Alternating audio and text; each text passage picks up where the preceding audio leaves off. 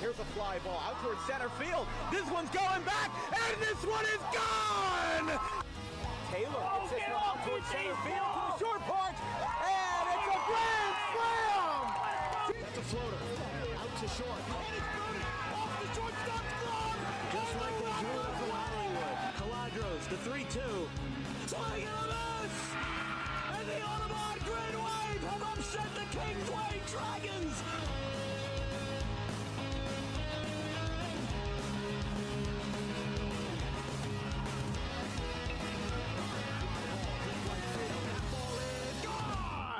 Grant Fournier, two-run shot to right.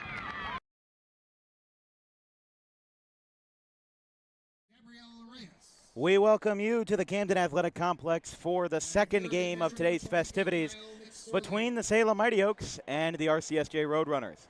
These two have met before. A 12-inning matchup yesterday led off the Final Four matchups, and Salem possibly with their biggest upset in a long, long time, with a game-winning sacrifice fly in the top of the 12th inning. Their last game wasn't as fortunate. It was a 12-2, 5-inning run rule loss to the Brookdale Jersey Blues in the first game of today's Friday DH. We've got our new umpires on the field here for the second game of the set, as the Roadrunners wearing their blue alternate jerseys. And we've got a color fest today with the Roadrunners in blue and the Mighty Oaks changing their jerseys for the first time this series, going into the green alternates.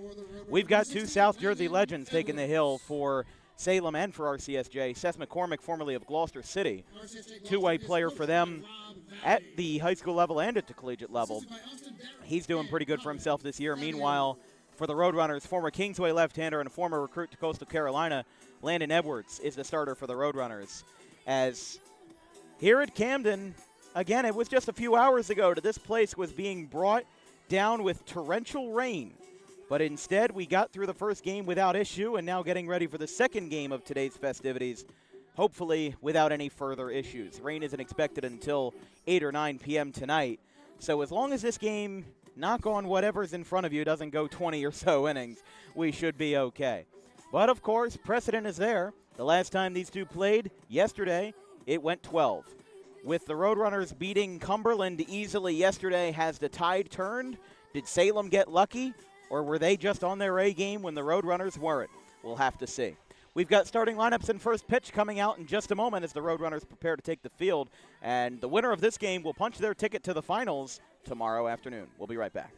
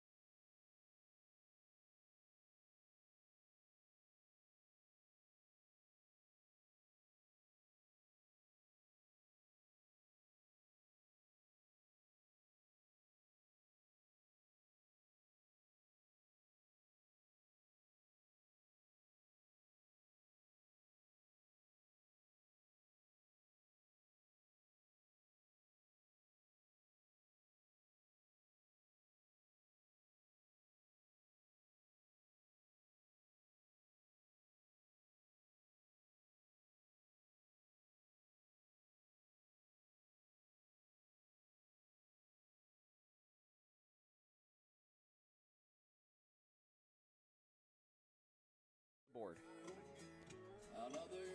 Here in the top of the first inning, getting ready to go here in Camden for the second of two games today.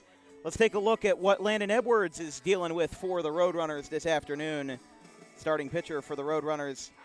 Well, that's your starting lineup, but the sophomore left-hander, formerly out of Kingsway, and the former Division I recruit to the Sun Belt Conference in Coastal Carolina. 3.33 ERA in 46 innings, 72 strikeouts, and 16 walks for the sophomore right-hander, as he'll be led by Kyle McSorley behind the plate. Let's take a look at what Salem and the Mighty Oaks have for their starting lineup, brought to you by Harper Driving School. For Salem, the road team today, Cole Dawson, the Kingsway shortstop, is at the leadoff spot. Yanel Rodriguez in left. Demetrius Damaris in center. Matt Murphy in right field. Angel Velez behind the dish. Tyler Hacker at first. J.D. Wilson is at the DH spot. Chris Kelly at third. Tim Bowlby at second. And Seth McCormick, the pitcher. First pitch of the game is outside. And we're underway 1-0. Kind of a bit of a soft reunion here. Two former Kingsway products with the legendary head coach Bill Alvaro Jr., who's accrued over 400 wins. Recently surpassed 100 wins at Kingsway after spending 16 years at Washington Township from 2002 to 2018. 2-0 count quickly to the shortstop Wilson. That ball is popped way up. Back behind the plate over our heads. Actually landed right behind us. Close call there. And it's 2-1.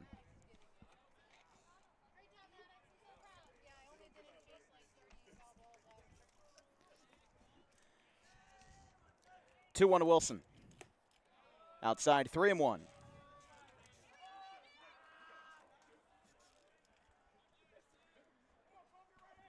Wilson to be followed by the right fielder Rodriguez.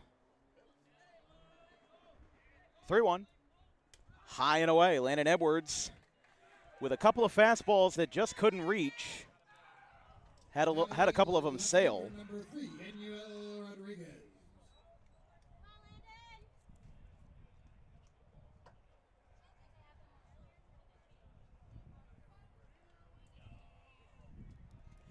Leadoff walk for the shortstop Dawson. And now Rodriguez, the outfielder, bats for the Forest Green Mighty Oaks.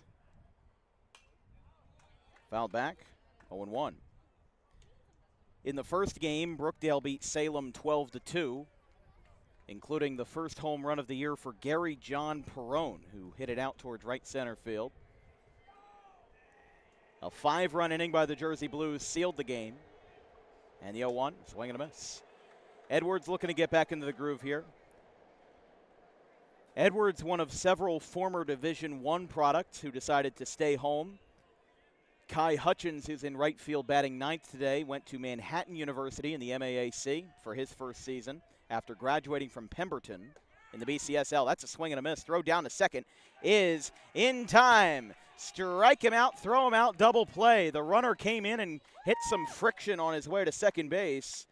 And that is a double play on the strike him out, throw him out. 2 down for DeRamus here.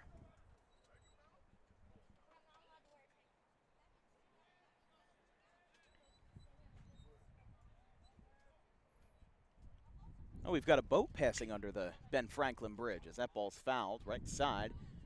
It's actually hit up there pretty well, but it is out of play. We'll take a look down there. It's been a while since we've done a game at Camden where there's a boat passing underneath. Ooh, is he gonna make it? No, that boat's gonna make it. That's just the angle because we're on the ground. Hey, it makes it look close. And train passing overhead too. Some great angles there. Hustle and bustle today here in Camden. We mentioned earlier that the Camden County College is having their commencement at the Freedom Mortgage Pavilion. Yeah, that boat made it just fine. Well, that whole tragedy that happened in Baltimore a couple years ago with that Francis Scott Key Bridge, that wasn't because the boat didn't fit. That happened because the boat lost its electronic systems and crashed into a pillar. But there has been plenty of times when boats or cars have hit something that they wouldn't fit through. Well, cars and trucks are different. I know a couple truck drivers in my life, they have a special GPS, not like your Apple CarPlay or anything, that actually steers you away from any bridge under a certain amount. However, people do still make mistakes. Edwards strikes out 2, and a walk that was since erased takes care of business. Scoreless in the top half. We'll be right back in the bottom of the first.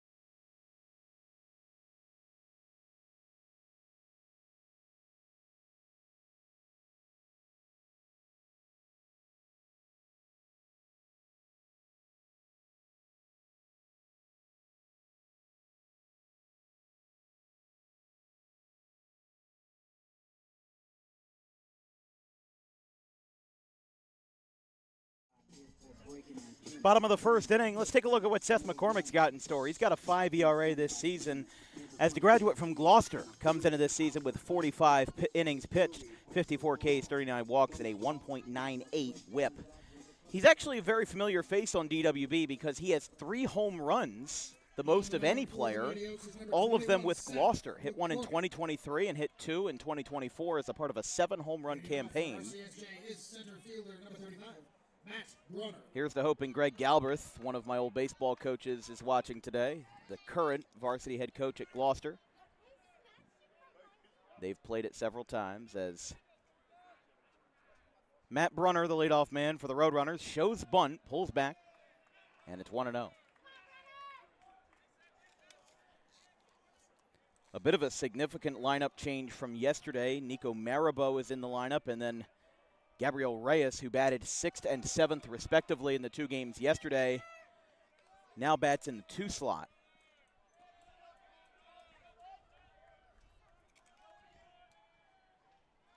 Game started right around 5 p.m. as was scheduled. Well, not as scheduled, but as the game ended, we were told 5 o'clock, gave us about a 40-minute break, and it's a 3-0 count to Brunner.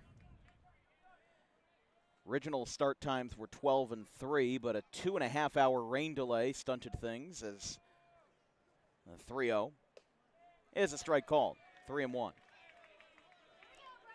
As we said, McCormick, though, is a very familiar face on Dan Wilkins Broadcasting during his high school time with Gloucester. Was a great 2-way player, also caught a very significant amount for the Lions. Brunner takes a hold of one and sends that to Delaware Ave on top of the men's room down the right field side.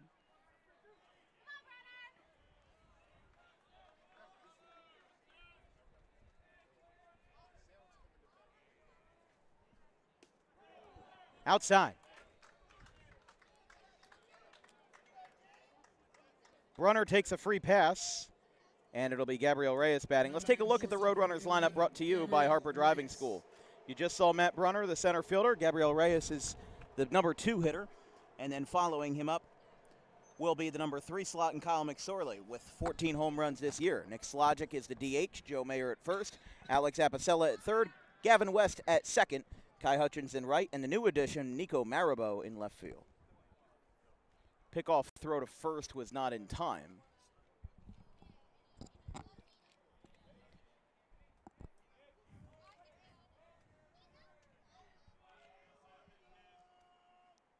McCormick with a nod, and the pitch from the stretch is high at the letters, 1-0. Salem beat Gloucester in their last meeting yesterday, 6-5 in 12 innings. The 2 regular season meetings between these two ended in both Mercy Rule wins for the Roadrunners, 17-1 and 14-4. But it's one of those situations where when you're 30-0 in conference play, you kind of beg the question, who's going to be the first? And Salem was the first. 1-1 is a strike called 1-2. But thinking about last year, the Roadrunners lost a playoff game to Northampton in the Final Four and then came back, beat Northampton twice in the championship round at their home turf to win it and then win the national championship for the 2nd year in a row. Another couple of foul balls have been deposited onto Delaware Ave.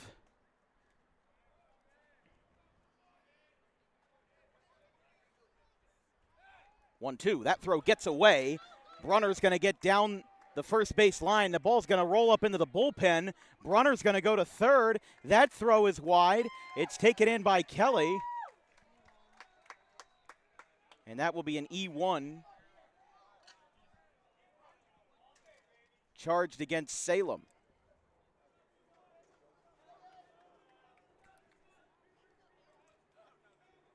So Reyes the batter, and a 1-2 count as a pickoff attempt goes awry, and the Roadrunners now have a run on first. That one's fouled back. Still 1-2 here. Kyle McSorley, who crushed a ball to right in his first at-bat, hits next. 1-2. That's ripped on a high fastball to right center field. That gets down. It'll split the outfield wall. Coming in is 1. Reyes will stop at second, and it's an RBI double for Gloucester, 1-0. Can't be mad at that if you're Salem. Good piece of hitting. I mean, you can be mad, obviously, with the error that messed up your psyche there, but other than that, you didn't give him a bad pitch to hit. It was up. It looked like it was at the letters. I think if he took it, it could have gone either way as a ball or a strike, but he hit it the other way, and what do we say? Good things happen when you put the ball in play, and that's exactly what he did right there. Now here's McSorley. He was one of 4 RCSJ players to go deep in the 12-1 win yesterday over Cumberland to close out the nightcap of the triple header. 1-0. Strike called.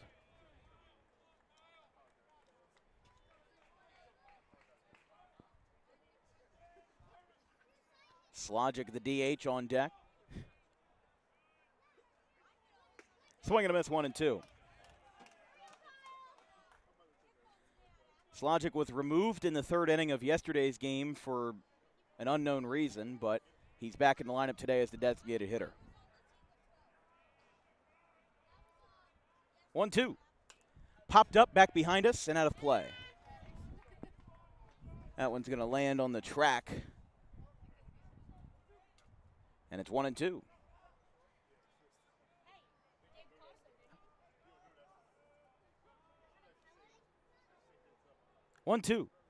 Slider outside. McCormick tried to whip that one around a little bit, and it's 2-2. McSorley's home run out to right field yesterday was his 14th of the year. Had some real heavy hitters this season in the Region 19 tournament. Had Tyler Bunning yesterday with Cumberland. That one misses, 3-2. He has 12. McSorley has 14. Before R.J. Mastero's wrist injury a couple weeks ago, he was at, I believe, 10 or 11. Salem's got Damaris and Rodriguez as the 3-2 with outside. McCormick struggling with control. Still nobody out, and 3 straight runners have reached. And now it will be Nick Slogic.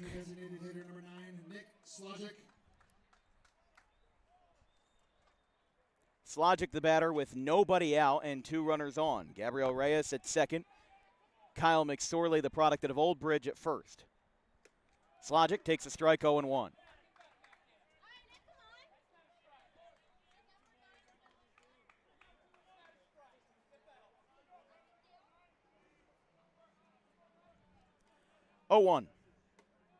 There's a strike.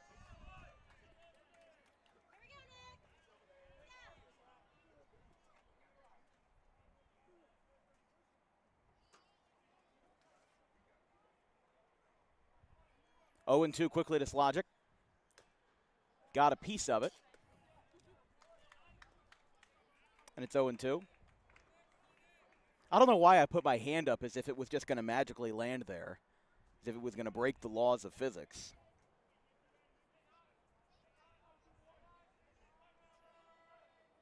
Oh, 2 to Slogic. The product of Bishop McDevitt in Lidditz, PA. I'm going to be honest, I'm not sure if that is a Philadelphia Catholic League school or not. Lidditz, 64 miles away, just about 2 hours. So, yeah, they're definitely not in the PCL. They're up above Lancaster, right in between Lebanon, PA, and Lancaster. It's 1-2 here. Slogic, the freshman out of Bishop McDevitt, 6'4", 240, 8 home runs, 58 RBIs, and 44 runs scored in 44 games for RCSJ. He's played in all but 4. Oh. 2-2 there.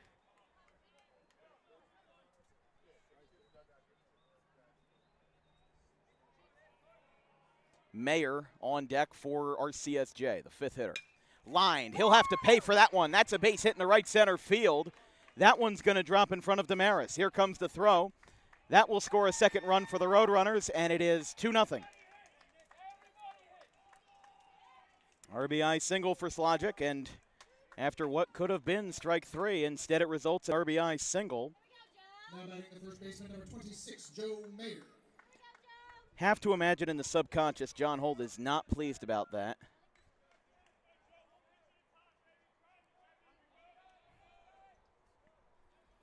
Because a lot of what baseball coaching is relies on thinking about what has happened and how it affects you. You know, he might not say it to his players out loud, but if he's unhappy about a ball or a strike call and then Slogic did what he did there and had an RBI single, you got to imagine, it, at least in the subconscious, if anything, that he's like, man, we should have had that. But it's not a part of the game you can control. And when it's fouled back, it's 0-2 to Mayer. Mayer, a Shore Conference product out of Donovan Catholic in Toms River. We saw Donovan Catholic once on DWB. I can't remember if he was in that game, but they played Pope John in the Thank You Classic at Gloucester Catholic, which was an odd pairing. We saw 5 games. We actually saw 6 games at Gloucester Catholic at the Joe Barth Field in Brooklawn, and there were some South Jersey teams like GC and Cherokee that were involved. Gloucester City played King's Christian in that as well, but the Sunday games were mostly North Jersey products. Toms River East versus Bayonne. Again, 2 teams that are nowhere near Brooklawn, New Jersey. And then Pope John and Donovan Catholic. Ground ball by Mayer. Slices it out to third. Diving stop. No, it's the shortstop who comes up with it. Throw is late. Run scores for McSorley. And it is 3-0. And RCSJ doing what they do best. It's hit, hit, hit. It's an RBI single for Mayer out of the 5 slot, and it is now 3-0.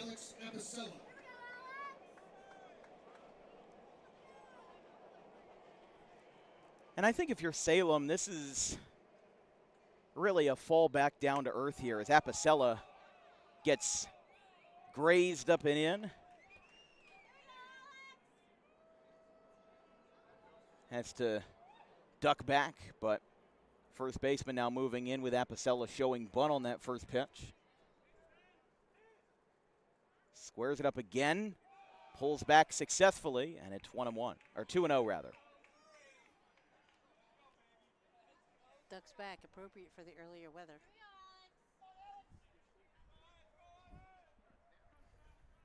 Two and 0. Gotta get my bad mom jokes in. Yeah, occasionally. But it is 3-0 in the bottom of the first. So we'll save those for now. The 2-0 is bunted up the third base line. It's foul. So 3 times in a row, this time makes contact, and it's a foul ball. I mean, for Salem yesterday, they were maybe one of the most energetic teams I had seen in a long time. They got in the Roadrunners' head. They played the game perfectly. And what did they do? They cracked the code. They were the first Division III team to beat the Roadrunners this year after a 30-0 conference record in state. That's a bunt.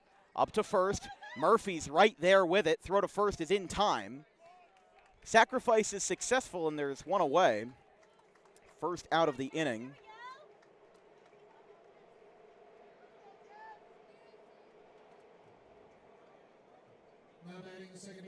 Here's West. West to be followed by Hutchins and Marabou. In the dirt. 1-0 to the second baseman, West. Again, he'll be followed by the Pemberton product, Kai Hutchins. West, a Cape Atlantic graduate out of Hamilton. 6'0", 185 as a freshman. 2-0. McCormick's got to find the strike zone here. I mean, he's down 3-0. Salem was figuratively on top of the world with their win over the back-to-back national champions, and now losing 12-2 to Brookdale.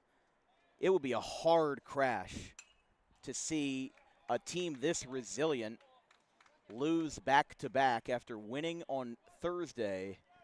I mean, how do you think that would make you feel? A win on Thursday and then back-to-back losses to end your season in the span of 6 hours. As the 2-1, they say he went. It's 2-2.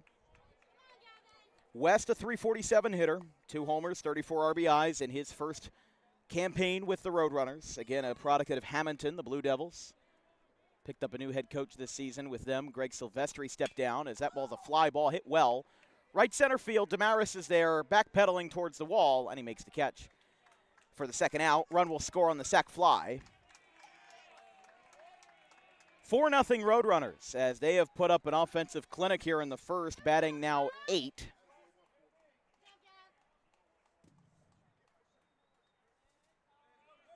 Now batting the right fielder, number 18. McSorley came in to score that time.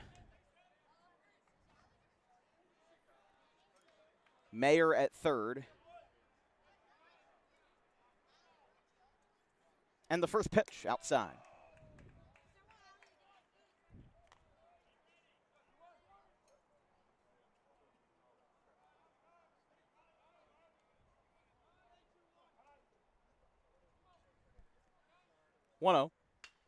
Oh, Hutchins got jammed. He is out at first, and the inning is over. 8 men come to the plate for the Roadrunners, and 4 of them score. Salem's going to need to get the bats going here. They go to the top of the second, 4-0 against Landon Edwards.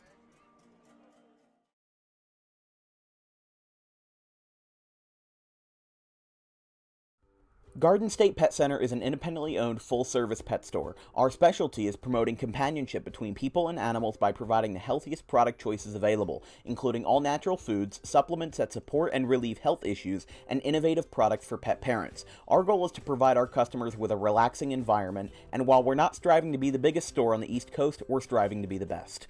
No other pet store will make you feel at home like we do. At Garden State Pet Center, we view pets as members of the family. We don't believe in fast, high-pressure sales, but instead matching up the right pet with the right owners, as you are making a lifelong commitment. Together with our team members, we would like your visit to our store to be both enjoyable and educational. Simply drop in and take a look around. View the birds, reptiles, small animals, toys, food, cages, and miscellaneous items. Learn of the services we have to offer and decide for yourself if this is the store you'd like to call your home away from home.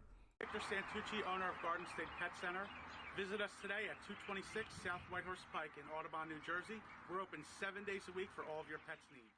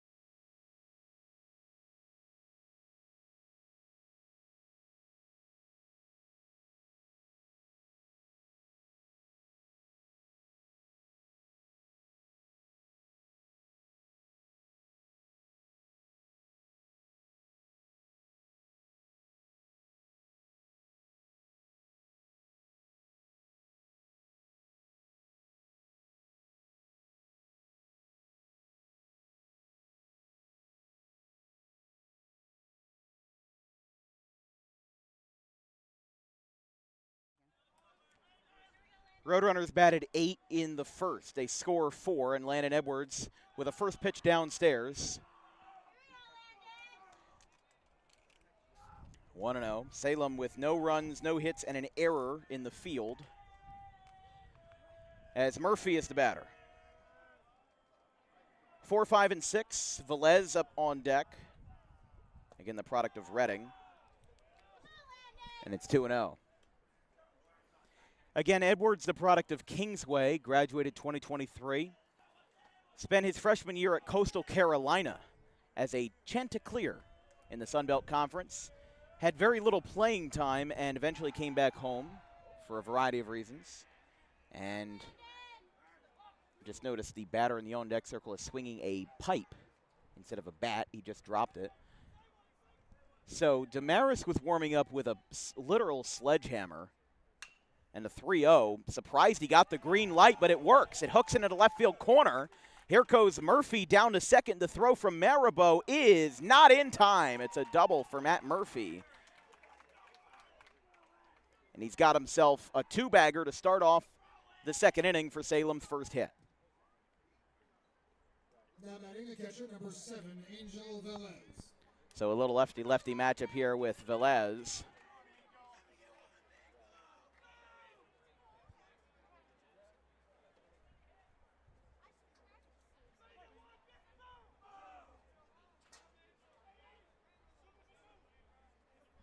First pitch, Oh. Strike called, 0-1. 73 degrees today at Camden. The day started rather miserably with a long rain shower and a thunderstorm that delayed the start of today's game by 2.5 hours. We started at 2:30.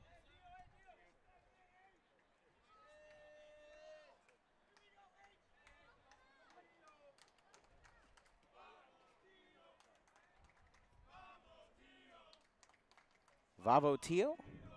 Not sure what they're saying. 0-2 is outside. I mean, Tio is uncle in Spanish, so I'm not sure. I thought it was Tito. I don't know. No, aunt and uncle is Tia and Tio. Oh, that's right. That's right. Because I watched the Casa Grandes. Time is called.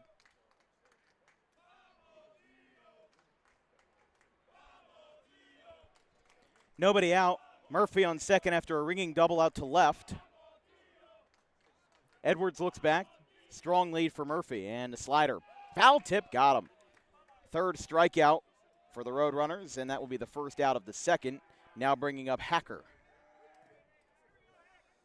Now batting the first baseman, number 28, Tyler Hacker.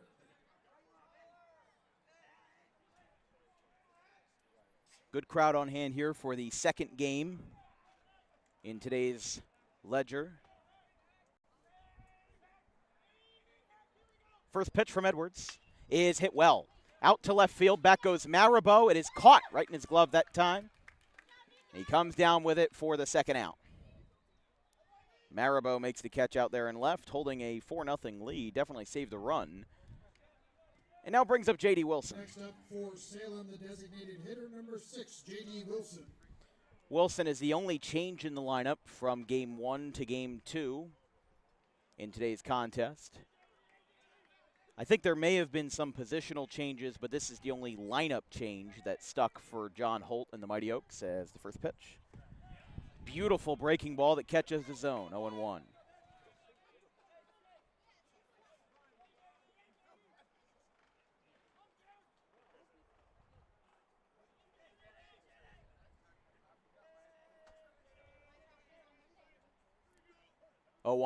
Swing and a miss. No balls, 2 strikes. Next batter will be Chris Kelly.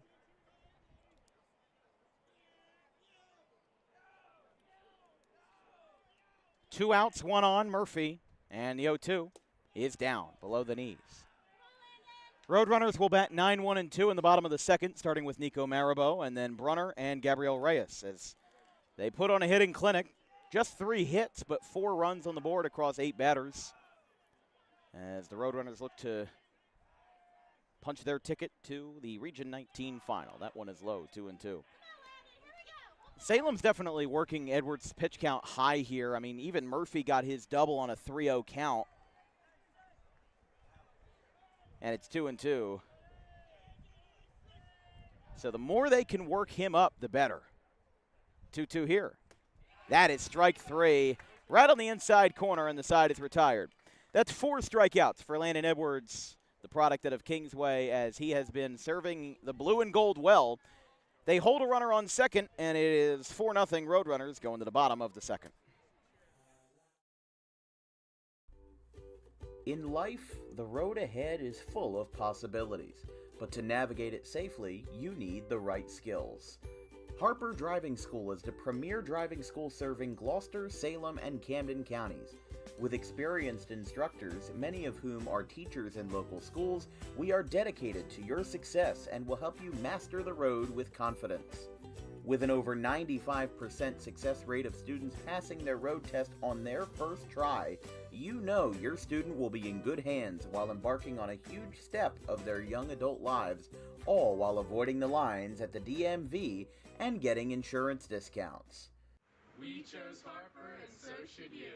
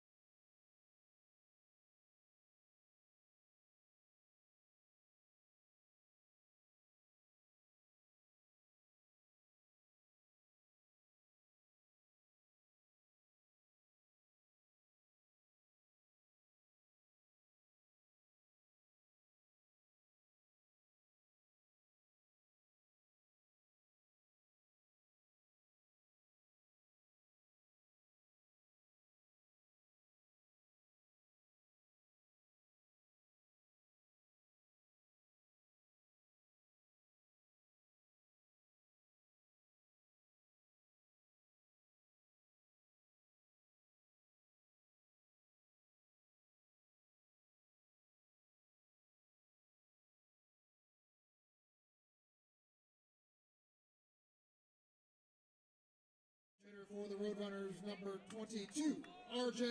Mastero. Oh, my goodness. R.J. Mastero is hitting. He is coming in the game after a lengthy absence. The Roadrunners have pulled out their wild card. Okay. So Maribot started the game, and now Mastero comes in for his first at-bat in a while. He was dealing with a wrist injury and did not play in either of the games yesterday. But with the fact that he's bunting with nobody on and nobody out, makes me think that he could be limited in what he's able to do. I'm not sure. Unless he cranks one out to left center, then I might not be convinced. It's 3-0 here. The sophomore out of Gloucester Catholic announced his commitment to Monmouth a few months back.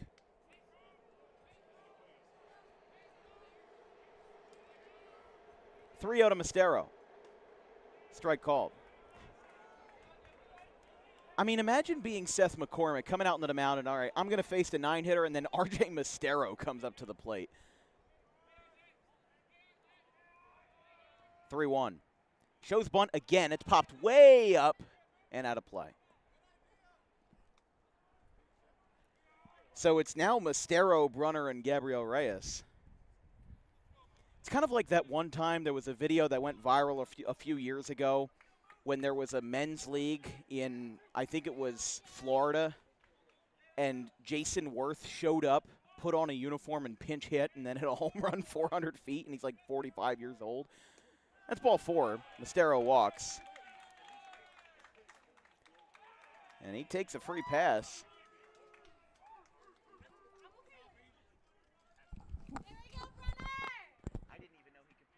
Now batting center fielder number 35, Matt Brunner.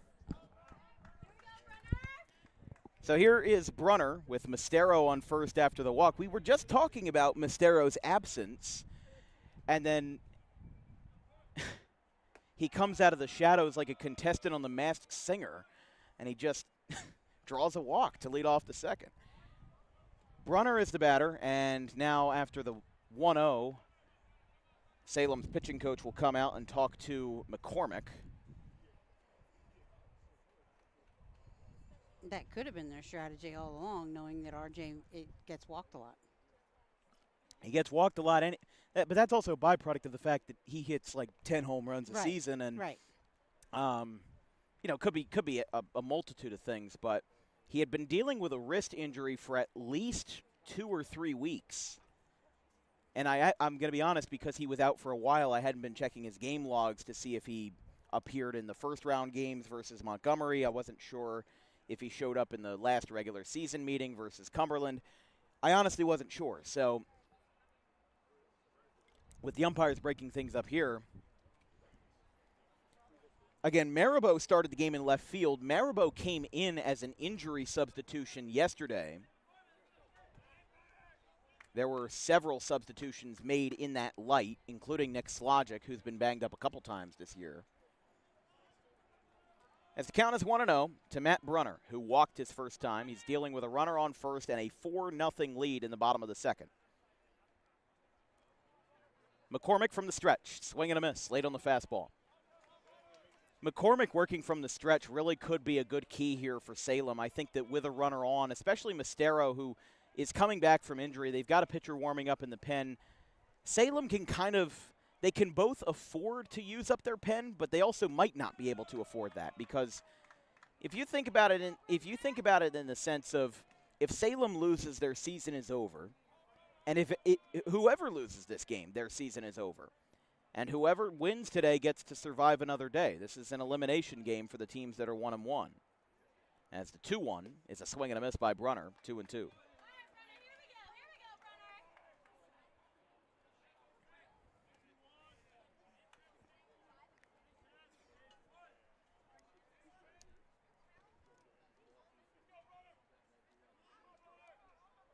Two and two. Into dirt. Velez traps it and kicks it out in front of him, and it's 3-2.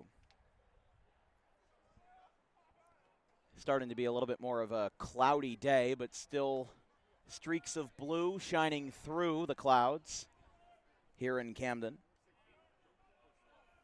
3 balls and 2 strikes. Fouled back. On to Delaware Ave, right beneath the bridge.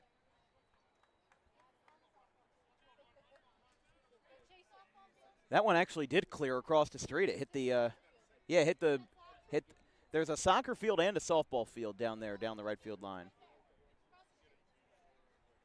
3-2. Brunner lines it, right field. That gets down. That'll be a base hit. It's going to get past the right fielder, Murphy, and go to the wall. Off the 343 sign. Mastero hustles in. He'll score. Brunner gets back down to second safely. And it is a no-out RBI double. And it's now 5-0 RCSJ as they've been continuing to put on the clinic here. Here's Reyes. RCSJ-Gloucester is the shortstop, number 11, Gabriel Reyes. And speaking of Reyes, a notable absence from today's lineup is Luca Reyes, who started both games but was taken out due to injury in Game 2. That one's popped up. Oh, did he make that catch? No, he did not. We're going to take a look at that. Obviously, the game will still go on, but that was actually really close. I'm not sure. Velez, if he did make that catch, that is an incredible effort. Even if he didn't, heck of a play, heck of an effort. 0-1. Now Reyes gets a bunt, and it's foul.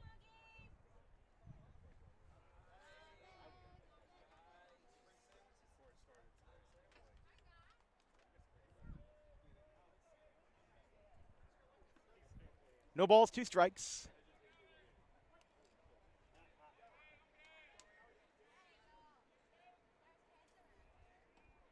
And the 0-2 to Gabriel Reyes.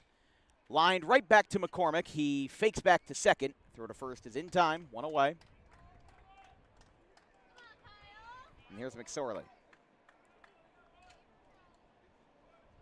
Next up, the catcher, number 28, Kyle McSorley.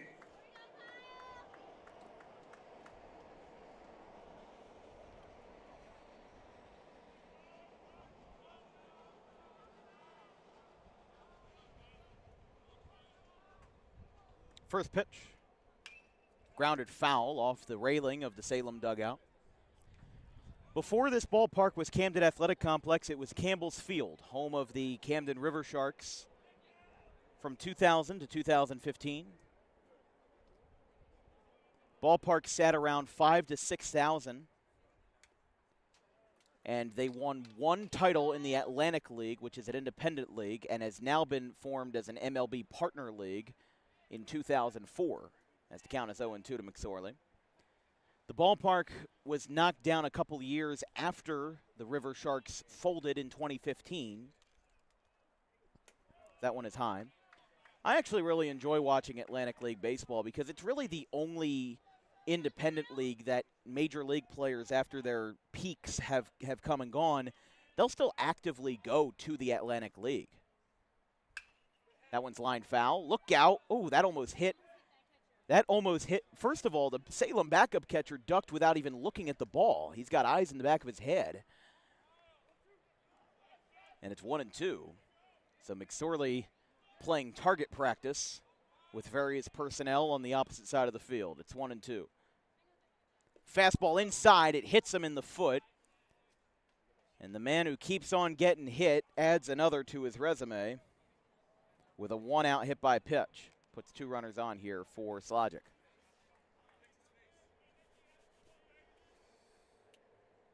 Now batting the designated hitter, number 9, Nick Slogic. Speaking of hits, more thunderstorms are developing in Lancaster and should be here between 7:30 and 8 tonight. Oh. Yeah, let's hope they get it in.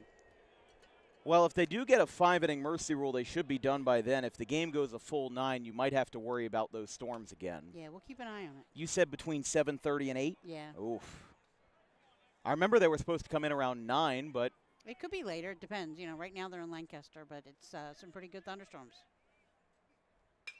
Slogic to right, hit well and foul.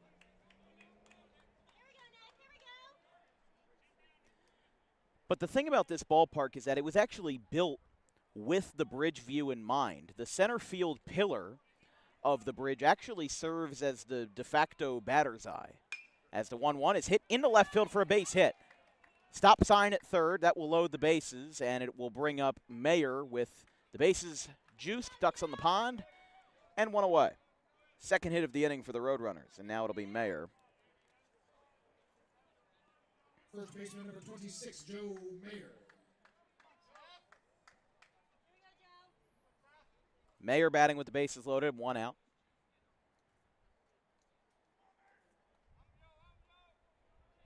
Here's the first pitch. Up and away. 1-1. Or 1-0, excuse me.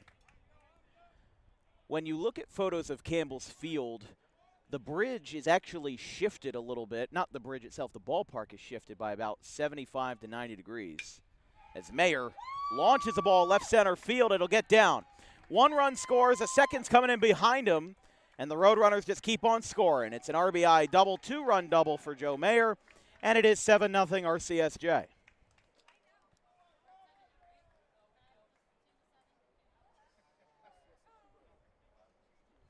Slogic gets into third. The third baseman, number 3, Alex Apicella. Here's Alex Apicella now, the third baseman batting for the Roadrunners. They've already put up 3 runs in this inning. You got to wonder when they'll stop, and maybe no time soon. Here's the first pitch. That one is a strike. 0-1.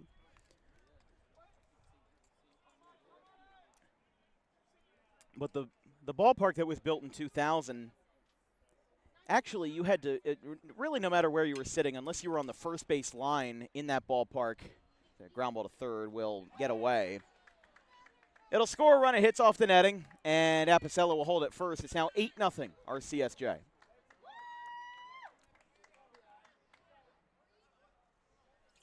to be scored an E6 on the play. Scoop came in a little wide. Now batting is the second baseman, number 14, Gavin West. So a 5-run inning, and John Holt coming out.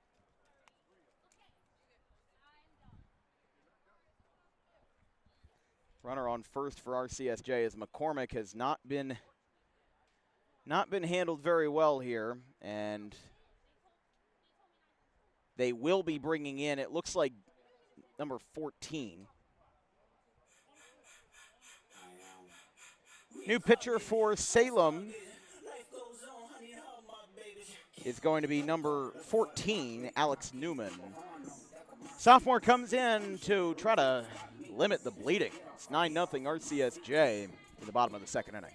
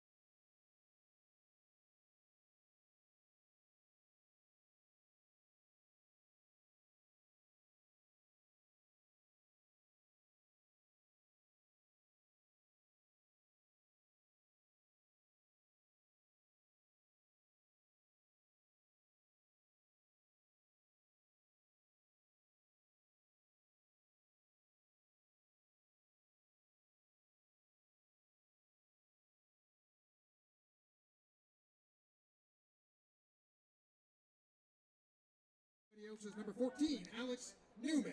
Alex Newman out of Lincoln, Delaware is the pitcher for the Mighty Oaks in a already pretty much egregious 9-0 lead in the second inning. That one is away. Newman has played in 13 games this year, 31 innings, 23 strikeouts, 11 walks, and a 6.68 ERA. He faces Gavin West.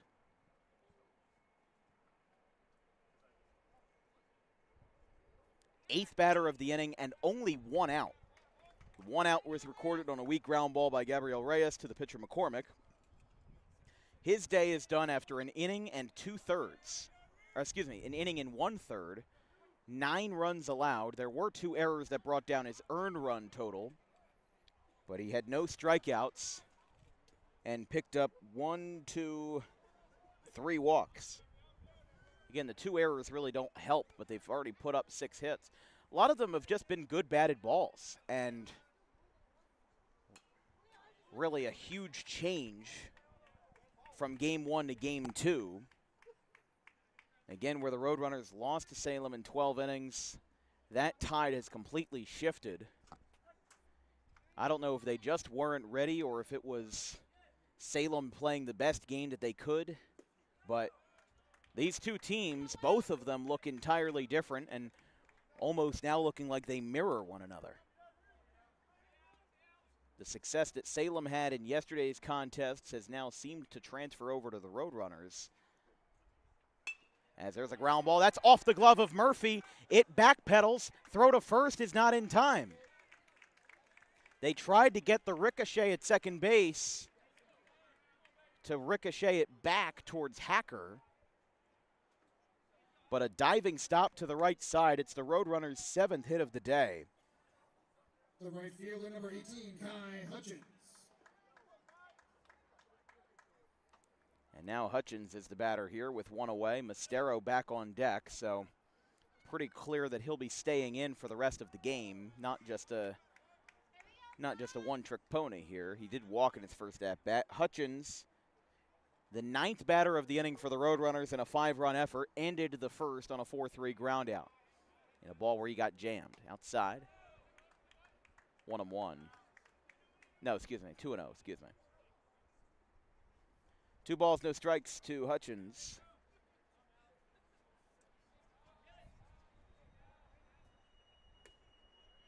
Two one.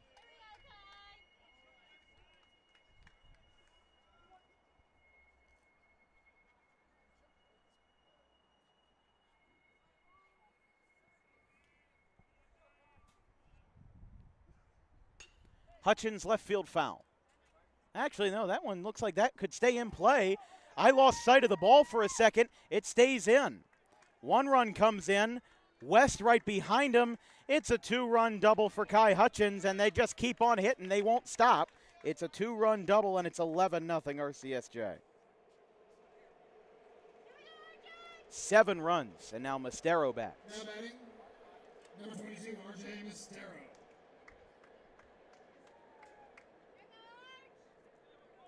10th batter of the inning for the Roadrunners. 11 runs on 8 hits.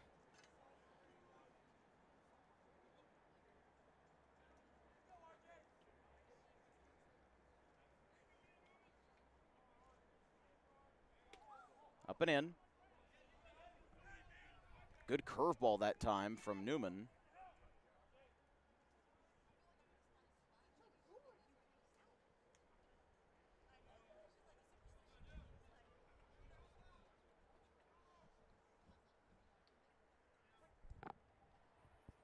One ball, no strikes to Mastero. Bunt is popped up foul. Almost cleared the net. And it's 1-1. So runner on second in Hutchins with Brunner on deck. Mastero, again the sophomore out of Gloucester Catholic, 6'1", 200, 11 home runs. His last game before today was versus Suffolk on April 16th. So I was mostly correct that he has not made any appearances since then. Almost felt like when CM Punk came back into the ring for WWE, it felt like everybody was thrown off guard.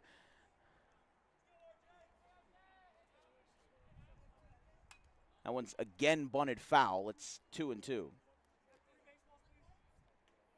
Montero, before his injury, batted 500, 66 runs scored, 11 home runs, 52 RBIs, and 9 stolen bases.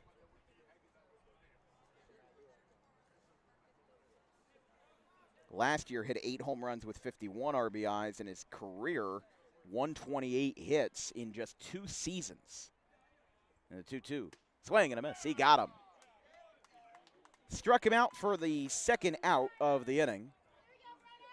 Hard to believe Mostero's batting for the second time in the same inning, but that is batter number 11. It's now Brunner bats with 2 away.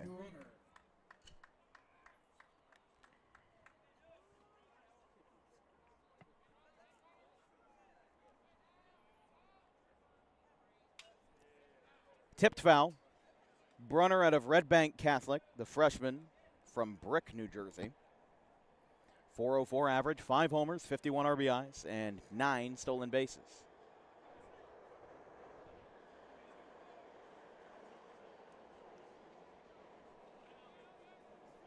A 1 pitch is away. 1-1 here.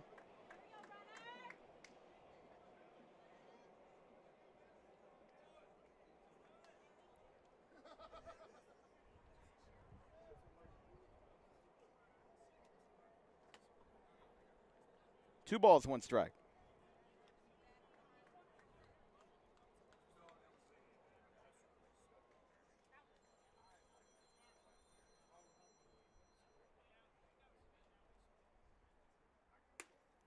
Inside, 3-1.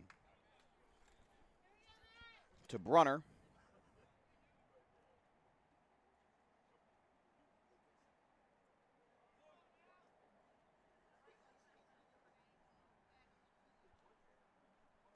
Swing and a miss, 3-2. Well, either way, this will be a monumental inning for the Roadrunners. 7 runs. And this is the 12th batter to get to the plate for the Roadrunners. And, well, they're not done yet. That's hit in the right. That's going to drop for a base hit. Green light from third. The throw to the plate is not in time. The ball got away. The runner made contact with the ball. And getting down to second will be Brunner. And indeed, they score an even dozen.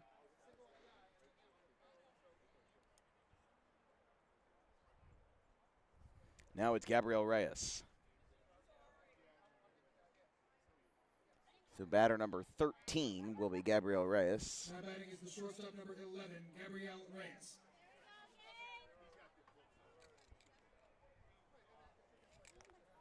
Runner on second and 2 outs.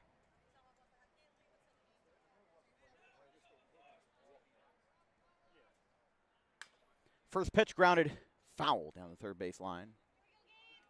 0-1. Reyes, an RBI double in the first. He's 1 for 2.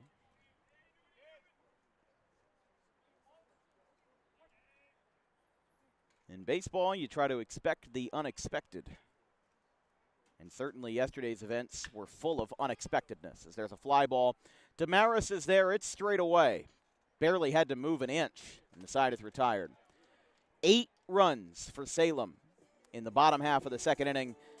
They give up a lot. Now they've got a lot to get back. It's 12-0 after 2, and 13 batters come up for RCSJ. We'll be right back.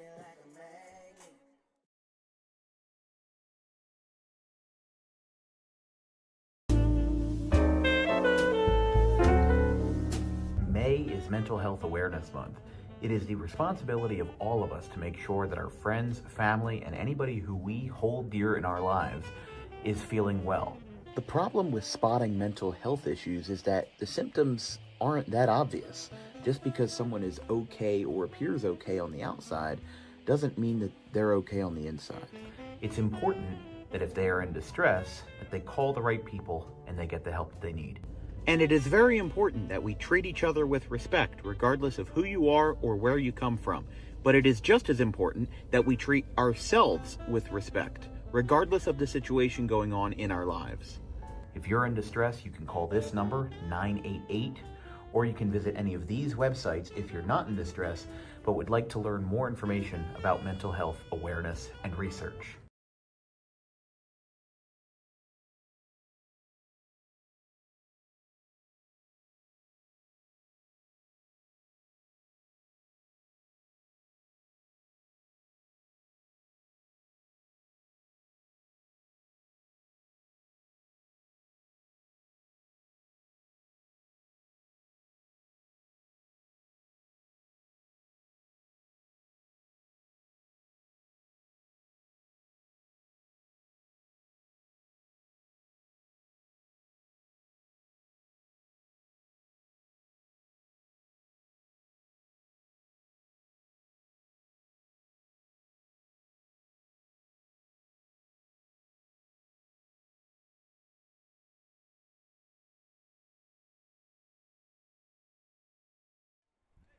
Chris Kelly, the batter for Salem.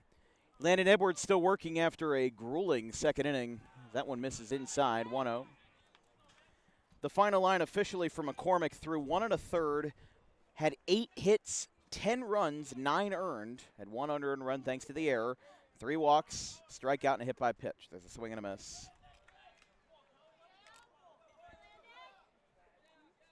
Kelly, Bowlby, and Dawson in a very, almost too lopsided game here, 12-0. 8 runs in the second.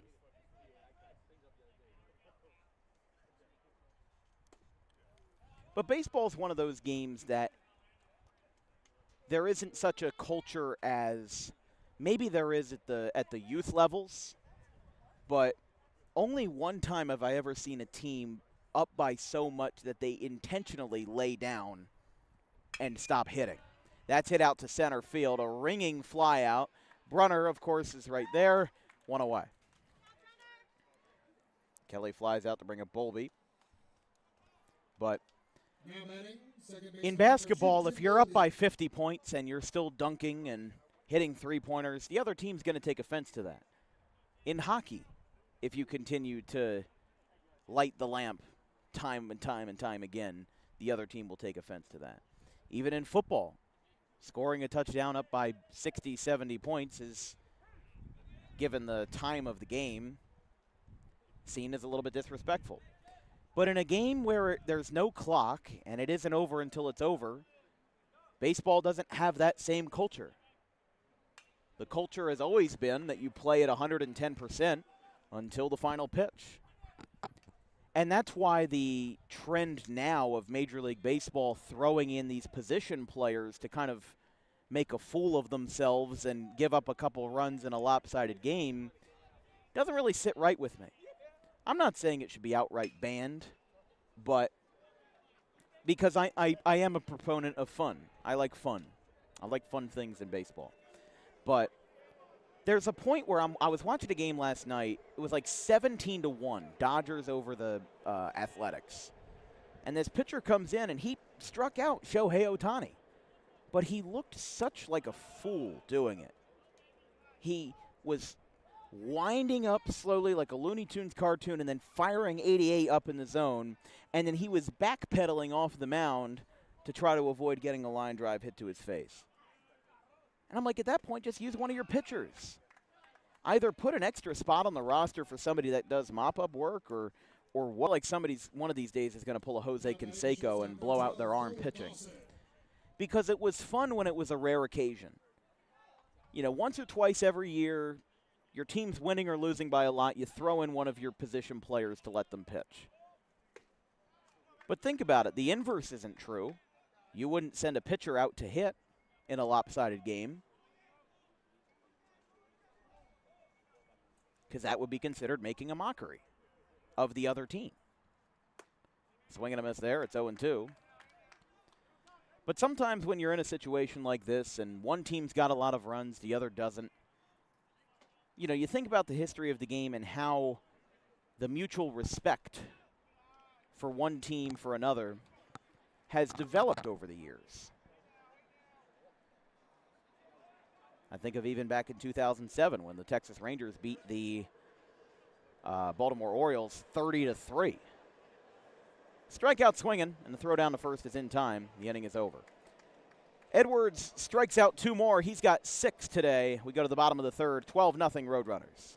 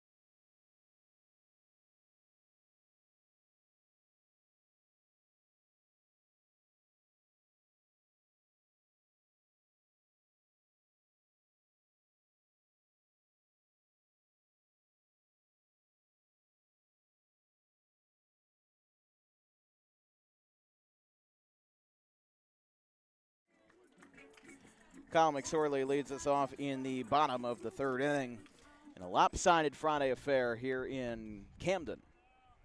12-0 RCSJ over Salem. Some clouds coming back over the stadium. As we mentioned earlier,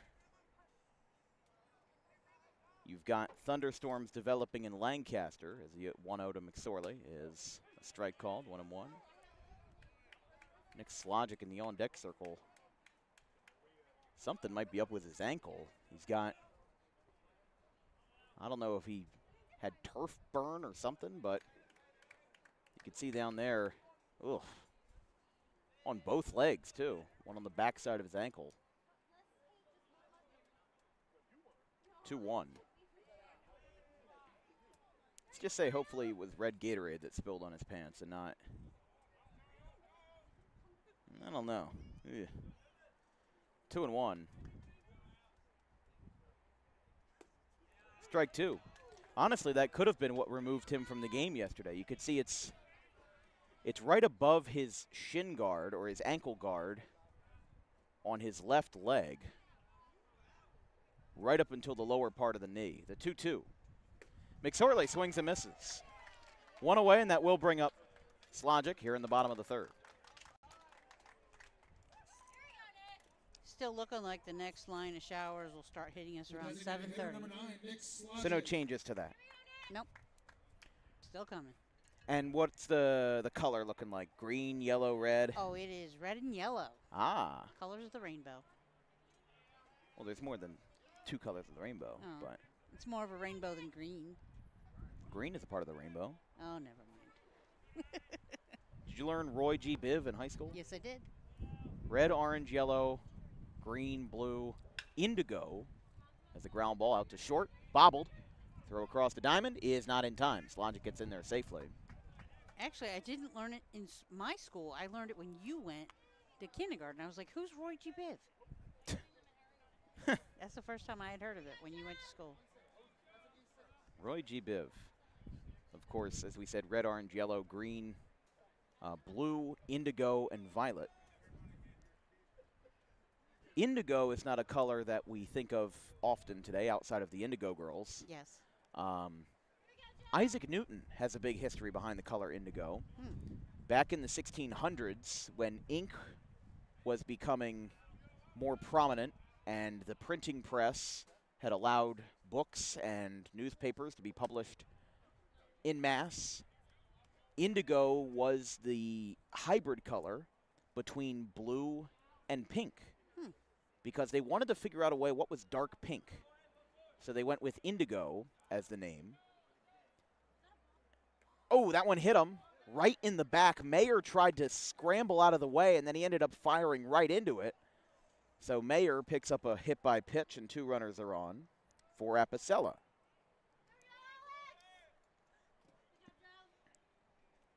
Now batting third baseman Alex Apicella.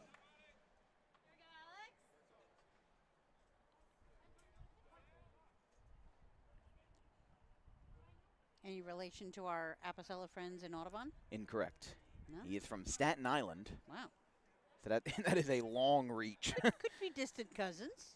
Well, let's move on from that. Apicella in this game, sacrifice bunt and an RBI on an E6, from Holbrook, New York at Sachem High School East. Lined out to center field. Damaris goes in. He makes the catch at the chest, and there are two away. And now West will be the batter. The second baseman, number 14, Gavin West.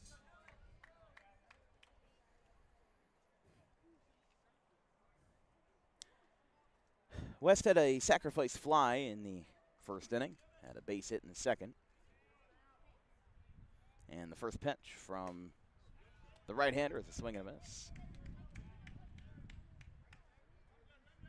You can feel the wind picking up a little bit. Sometimes the omen that storms are on the way. That one's fouled back. West lost his elbow guard, and it's 0-2. Hutchins is the batter on deck, the product of Pemberton, and it's 0-2. Again, some darker clouds forming out over in Philadelphia to our west, because this field faces north to northwest out in center. And the 0-2 is a line drive out to first. And for the first time today, the Roadrunners are off the board. They leave 2 runners on, but a quick fly out and a 3 unassisted take care of business. 5 men come up for RCSJ. And after 3, here in Camden, you can see those clouds forming. It's 12-0.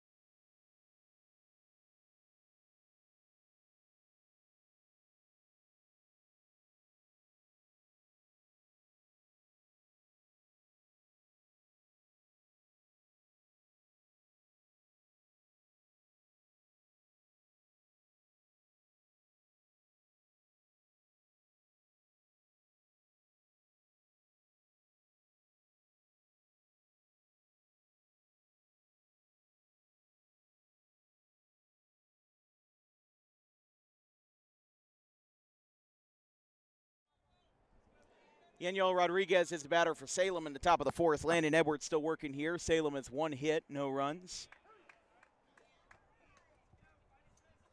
First pitch is a strike to Rodriguez, 0-1.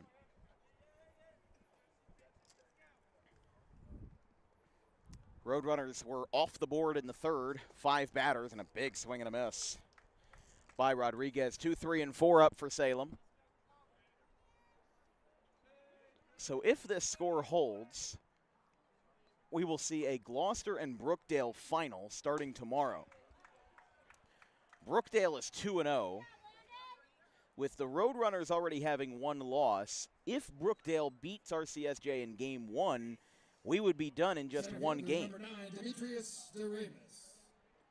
However, if, trying to think here, if RCSJ wins both, they would have to win twice at 12-3 tomorrow to win the title. Edwards has 7 strikeouts, and again, the 1 hit was a ringing double off the bat of Matt Murphy, which was on a 3-0 green light, as it is 1-1 to Damaris. Damaris played hero versus the Gloucester Roadrunners yesterday with a 2-run home run to right in the 9th inning, 2 strikes and 2 outs off of Dobbs. 1 pitch would have ended the game, and the Roadrunners probably would have been in the same spot that Brookdale is, because that would have changed so much. Salem would have had to stay, and they would have had to play Cumberland, the 3 and the 4 seeds, which, if Salem beats Cumberland, that's one thing, because then they would have played in the first game versus Brookdale as the lights have just turned on. Given the time of day, you think 6 o'clock right now, right around? Yeah. That one skips in, and that is ball 4. 6:13. I thought maybe they'd be on a timer, but Right fielder number 16, Matt Murphy. Murphy is the batter. It's a free pass for Damaris, and 1 runner is on with 1 away in the top of the 4th. So again, if this score holds, where we're at right now is that the Roadrunners would bat in the bottom of the 4th, and then if Salem doesn't get to that threshold in the 5th, the game would be over. And again, not to wish any offensive woes here, but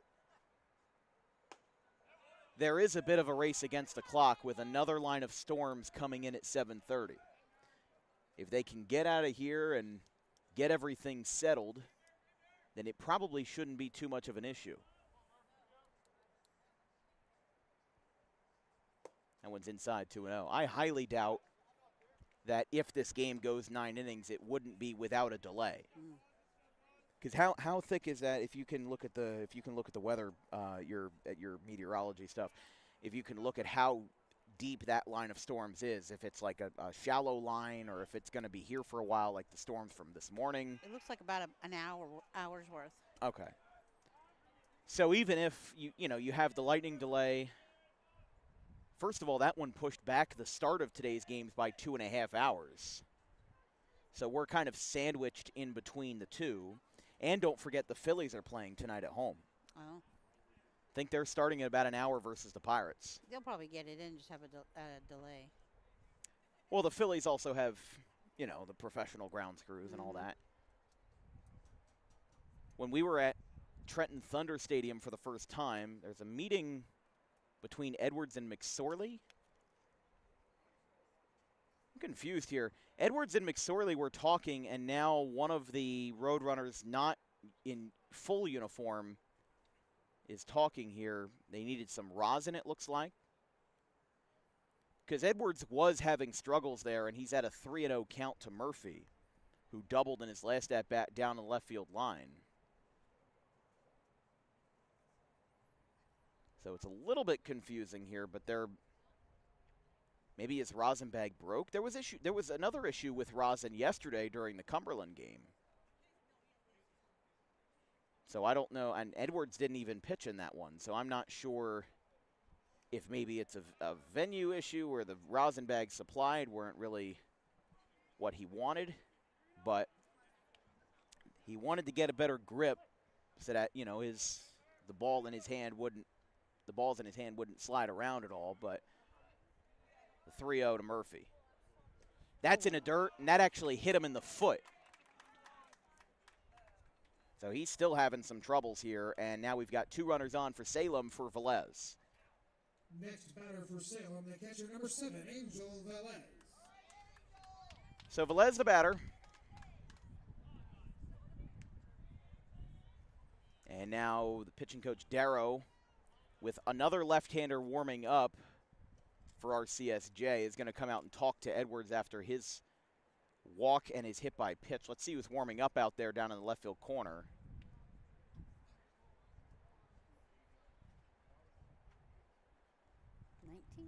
Yeah, that is number 19 for the Roadrunners. That would be Joey Ruffino, product of Washington Township. Roadrunners burned through a couple of pitchers yesterday. They started with Zach Stitchway. He went 3. Zach Wallace went a good 5 in relief. Mason Dobbs came in the 9th, gave up the home run, and then I believe one more pitcher followed him. I can't remember exactly, but have that for a second. So we're just going to show really quickly. This isn't exactly the professional way to do it. It's not exactly the most sophisticated way to do it, but we're going to show you right here what we're seeing in terms of storms forecasted. Best we can get on that angle. That's what's coming. Let's turn that up a little bit. That's what's coming. Thank you very much for lending me your iPad so I can show that. Not the most sophisticated way to do it by any means. 1-0.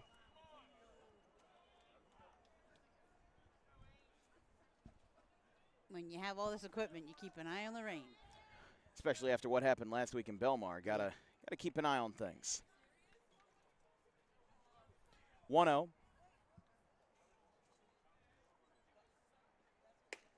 Strike called. 1-1. Again, with Ruffino warming up in the bullpen, your hope if you're Gloucester is that they don't have to use the guys in the bullpen and save everybody for tomorrow. And if you do throw Ruffino, keep him at a very short leash in terms of pitch count and in terms of fatigue, in the hopes that you get to have mostly a full bullpen tomorrow. You can still throw Dobbs if you need to close. Because right now I think the mindset is that You play defense here, and you're fully anticipating Brookdale tomorrow. However, you cannot fall into a state of complacency, because a state of complacency is how you lose ball games. You know, there's a reason why the Roadrunners won 30 straight conference games. It was because they were never complacent. We did a game for them, not on our channel, but on RCRoadrunners.com, on the Roadrunner Network, on what's it called, on their TV program, versus Ocean County back in March. That game had an 18-run second inning. Took 45 minutes to complete. The entire game was 3+ hours, ended in 7 innings. It was 28-2. Again, that culture in baseball isn't really there. In basketball, if you were winning by 50 points and you decided to hit another, 3-point shot or another, slam dunk, people will be upset. But in baseball, that philosophy doesn't really apply. The fly ball to center is caught. And part of the reason why that is because baseball is a game that is truly never over. Look at the events from yesterday.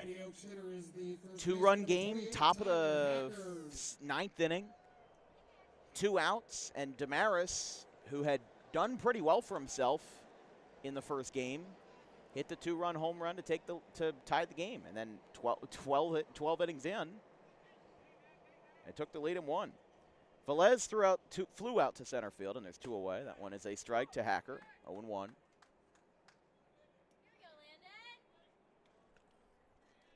Edwards, again, graduated from Kingsway, spent his first season with Coastal Carolina, but had limited playing time and came back home. And that one is going to get away. McSorley is there. And it's 1-1.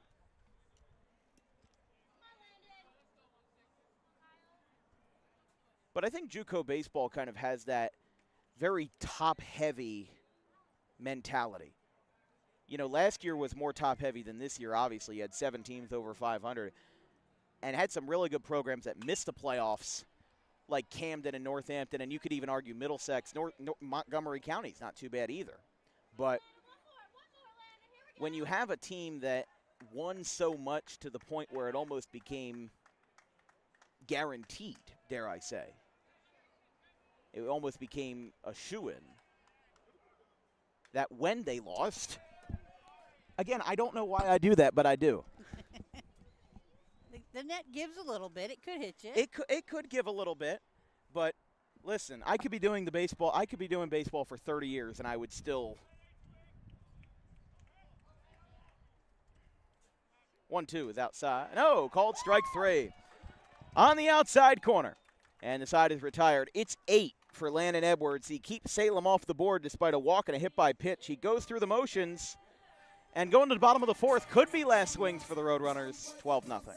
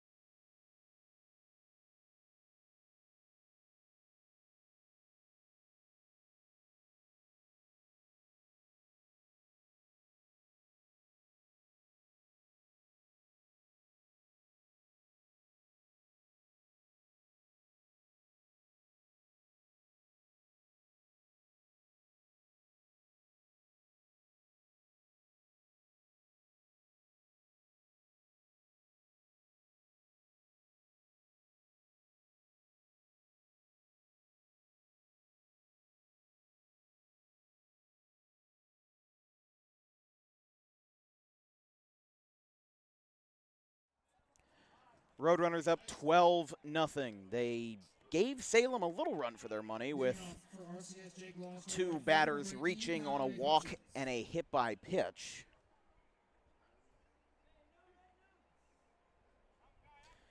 It's Hutchins, Mastero, and Brunner, 8, 9, and 1 in the bottom of the fourth.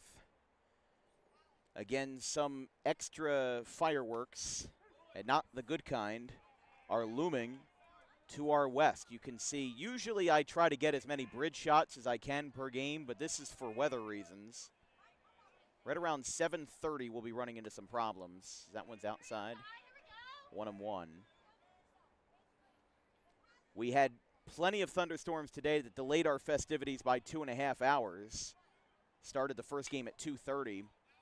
Although, like I said, I will take a 2.5 hour delay any day over a full cancellation, because, I mean, right now, if everything goes to plan, we'll be, done and wrapped up by Saturday. Obviously, with our commitment with the American Ball Hockey Alliance on Sunday, made it so that we cannot stay in case rains out Saturday's events. In the rare event that the storms from Friday or anything that could pop up tomorrow are bad enough to where games have to be moved to Sunday, they'll be hosted on rcroadrunners.com, the broadcast affiliate of RCSJ-Gloucester. We'll send out social media links. Again, knock on wood, I think that this field can hold a lot of things. I mean, the drainage was good enough in the turf that it allowed them to play at 2:30 today. Again, it's not like high school. And even in the JUCO scene, if this was played at RCSJ-Gloucester, there's a very good chance that they would have pushed everything back a day, if not more, with how bad that storm was. Ground ball to third on the bunt. Mastero's going to have a bunt single, and it turns the lineup card back over for Mastero's first hit since April 16th. A bunt single for Mastero. I still think that he didn't start the game. He came in the 9 spot for left fielder Miko Marabo, and then has been bunting in every at-bat. So I still think that his capacity offensively is still limited. Obviously, that's a question for Coach Rob Valley, but I think that, here we go, there's a bunt up the third base side. They're going to go back-to-back bunt singles. Gloucester ball in full effect here with the bases loaded now for for Reyes. Shortstop, number 11, Gabriel Reyes. Tomorrow's looking pretty good with only about a 15% chance of a stray shower. So nothing like we got today. So that's good news. It's absolutely good news. Hopefully it stays, because everybody wants some baseball. Everybody wants some baseball indeed. First pitch to Reyes is high. 1-0.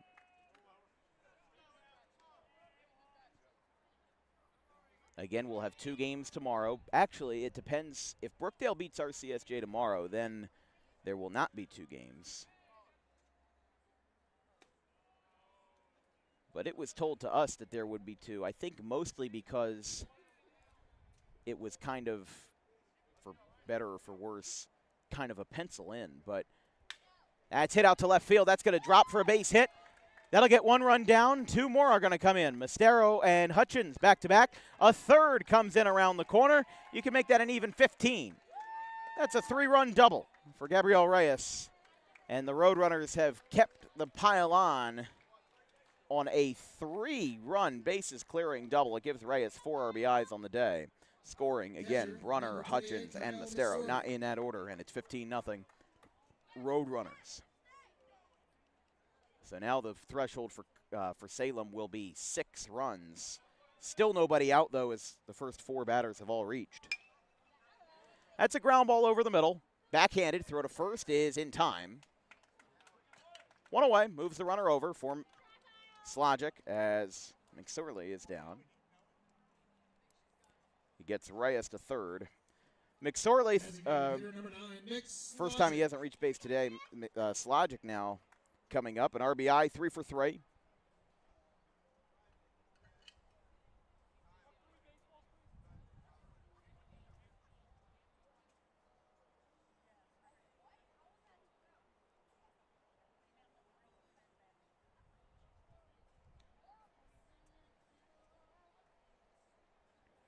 pitching visit here for Salem in a 15-0 ball game.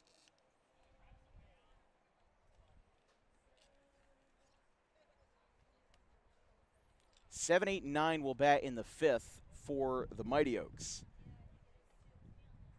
Wilson, Kelly, and Bowlby. Even if this is the end of the road for Salem, obviously it's not over till it's over, but a 15-0 game, they'll need to score, unless more runners score for RCSJ, they'll have a 15-0 lead, at least where they are now. But even if this is the end of the road for Salem, I think that they have a lot to hang their heads high here. They were not the first team eliminated from the tournament despite being the 4th seed. Came into this tournament at 27 and 24. And, of course, the heroics from Demetrius Doremus. Apologize earlier for mispronouncing that name. I wrote it down wrong on my lineup card.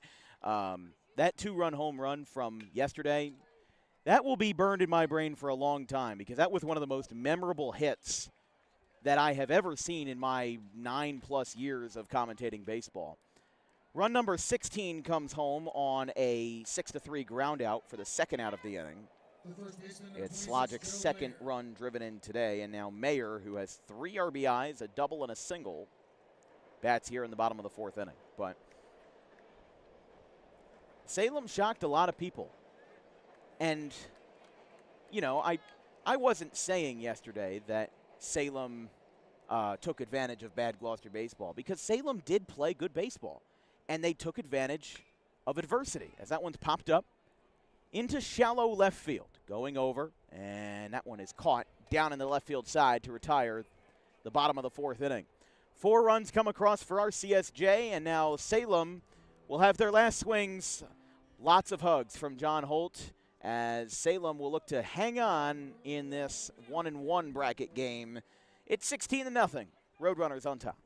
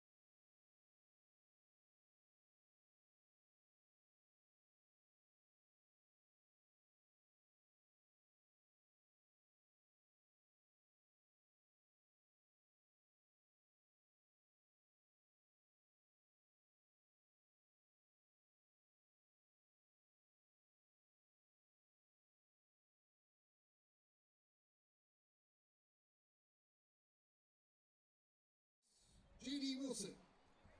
Lights are on here in Camden, and Salem will have their last chances here. Players all standing around in the dugout as a very, very valiant effort this season, which the fruits of their labors were heavily rewarded in yesterday's win.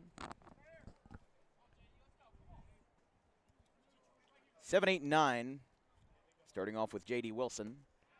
Again, he was the only batter to start Game 2 who did not play in the first game, came in as a designated hitter. Roadrunners got 4 runs across after the first 4 batters all reached base. And then, well, the next 3 after that, all were retired in order. McSorley grounded out, Slogic grounded out, and Mayer flew out to left. 1-2 from Edwards is a beautiful curveball. That is his 9th strikeout. Shockingly, just his 2nd of the looking variety. And there is one away for Chris Kelly. Next batter for Salem is third baseman number 11, Chris Kelly.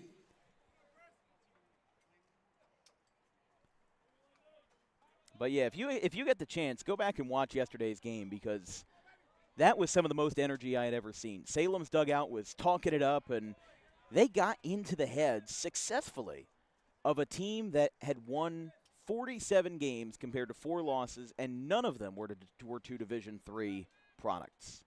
Definitely was a fun game to watch. It was a very fun game. 12 innings, second longest baseball game in DWB history at 3 hours and 31 minutes. The longest was West Deptford and Audubon from April 27th, 2022. That went 3:37. And then Cherokee and Lenape from April 13th, 2024. That went 3 hours and 24 minutes. Excuse me, 3 hours and 14 minutes in a 9-inning game. Not scheduled that way, just got into the extras. As the count is 3-0 here to Chris Kelly. Kelly, in his only at-bat today, flew out to center. As with Salem's 1 hit, that brings them 4 over the minimum. It is Edwards' 3rd walk. He has walked Dawson, but then was thrown out on a strike him out, throw him out double play. To Ramus, I'll make sure to try to get that right. He walked, and then another one just issued there to Kelly. Here's Bowlby, struck out.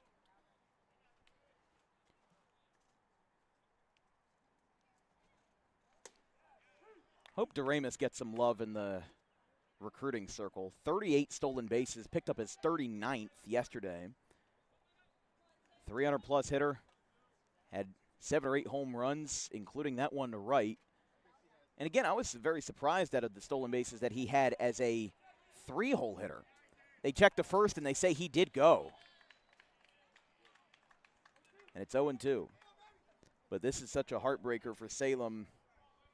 One that maybe a few in their subconscious could see coming, but Salem, with all of their energy pent up from yesterday, I thought maybe they would have a little bit more in the tank, but I think that 12-2 loss to Brookdale just didn't sit right, as they'll get down to second. McSorley tried to throw it down, but nobody was there. It's defensive indifference, and the count is 1-2 to Kelly. Or excuse me, rather to Bowlby. Dawson, the shortstop, will be next.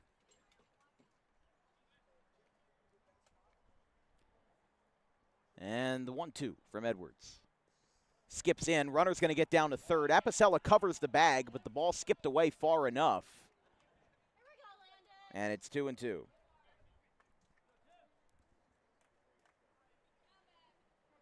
Two balls, 2 strikes, and 1 away. A strikeout looking to J.D. Wilson.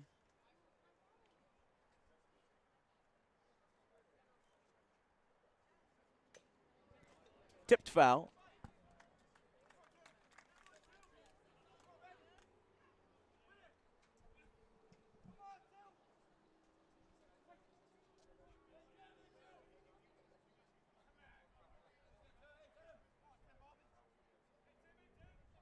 Two, fouled back. Bowlby stays alive on Delaware Ave.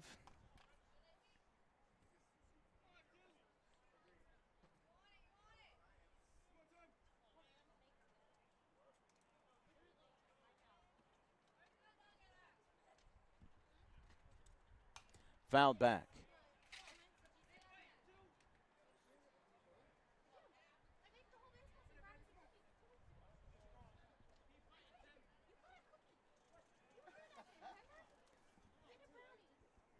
One hit for Salem, no runs. Closest they got, they put 2 runners on in the 4th on a walk and a hit by pitch, and there's strike 3.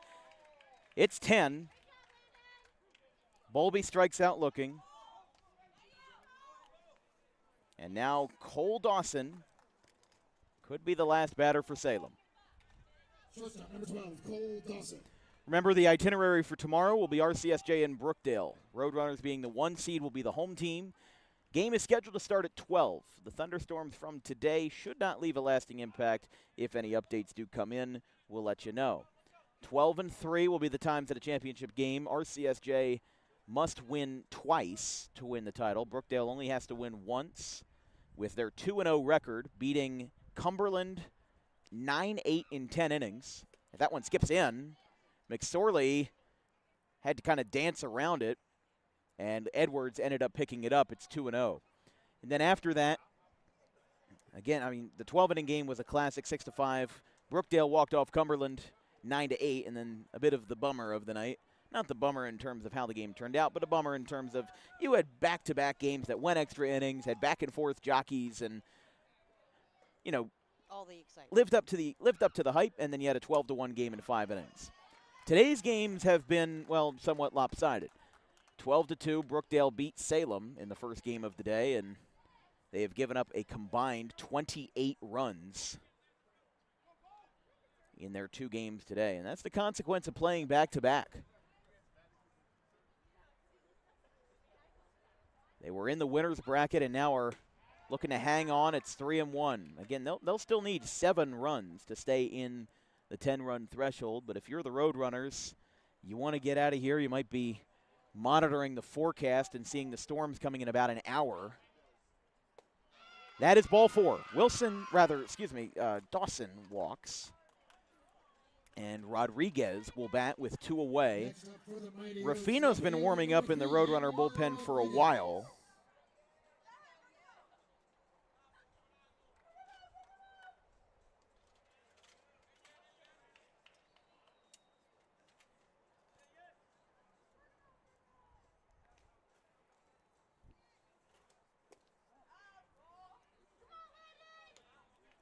One and 0.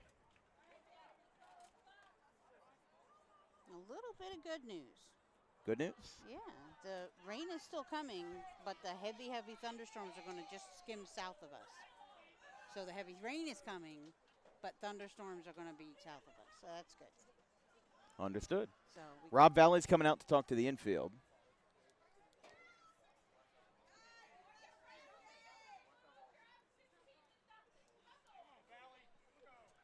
Some folks on the Salem side are upset on the mound visit because they just want to get the game over with. One of them said it's 16-0, come on.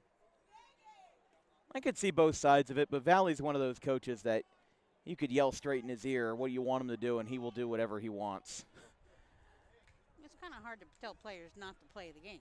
Yeah, that's what we were talking about earlier with the whole thing about, you know, baseball culture and having a lopsided game.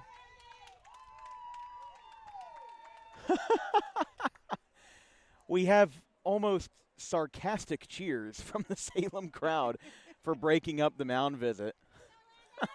I love that. It's 1-0.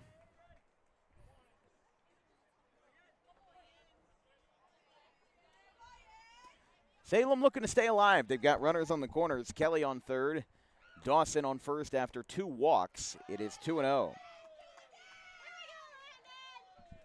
The Salem's crowd getting a little bit back into it. Again, that dugout was just so lively yesterday. It was genuinely fun. It felt like I was back at a high school game.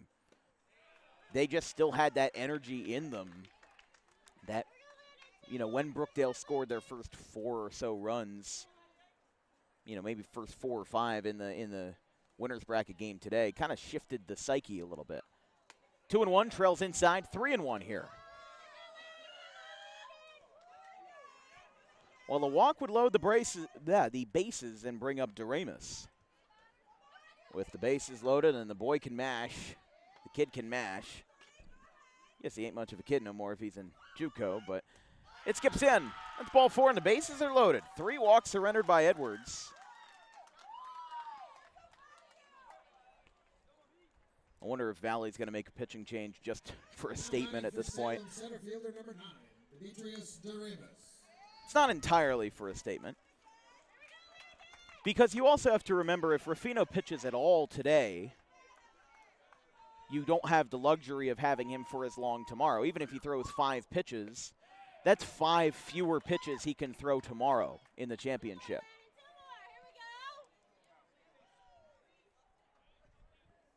So I think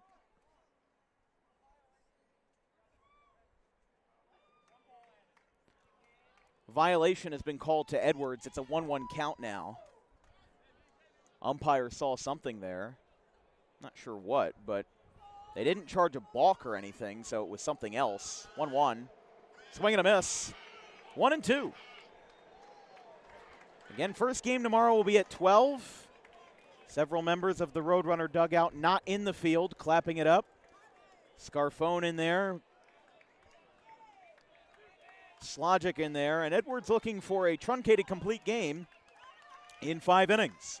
Looking to face their old rivals from last year, Brookdale. The 1-2 outside. 2-2 here.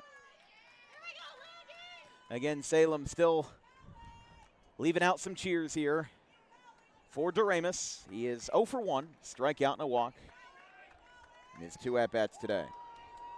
Here's the 2-2. Outside, 3-2. Everybody from the Roadrunner dugout left and then re-entered.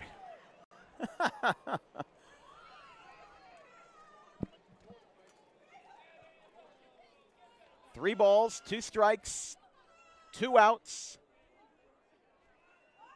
Bases are loaded. The 3-2. He got him. And the Roadrunners, for the umpteenth time, have clinched a Region 19 finals berth with a 16-0 win over the Salem Mighty Oaks. How about it? A sweep of the day as Salem fell to Brookdale 12-2, and RCSJ beat Salem 16-0. We've got some issues going on over here. We've got a Salem player being held back by an assistant coach. We've got some problems brewing here. There were a couple of Salem players that that had to be restrained by their assistants, and Rob Valley was pointing in the Salem dugout. We'll keep an eye on this for just a minute here. Not sure what that was. That was Angel Velez. Valley walked away. But the final score, 16-0, RCSJ over Salem.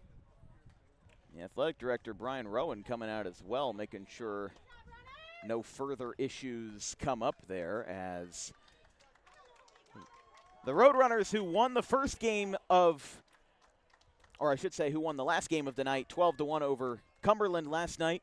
They come in the nightcap of day 2, and they take care of business 16-0 over the Salem Mighty Oaks. It was a good game until it wasn't, and 8 runs in the second inning really made it difficult for Mighty Oaks there. But listen, they played a good game. They played a valiant effort, and facing Brookdale and RCSJ is never easy. And again, still some discussions going on there between John Holt and Brian Rowan. Again, figuring out something there, because there was some heated discussions and heated pleasantries exchanged at the end of the game, and they seem to have simmered down now. But that'll be all for us tonight here on Dan Wilkins Broadcasting. We'll be back here tomorrow for, again, the 1, possibly 2 games in the final between Brookdale and RCSJ-Gloucester. From our entire crew, our social media coordinator, Haley Jade Mejia, our graphics crew, Carson Rosso and Caleb Lane, my producer for today, Donna Wilkins, along with Maddox Marker helping us out today. I'm Dan Wilkins. We'll see you tomorrow at 12 noon sharp between the Brookdale Jersey Blues and the RCSJ Roadrunners. Have a good one, folks. The Roadrunners win the day 16-0.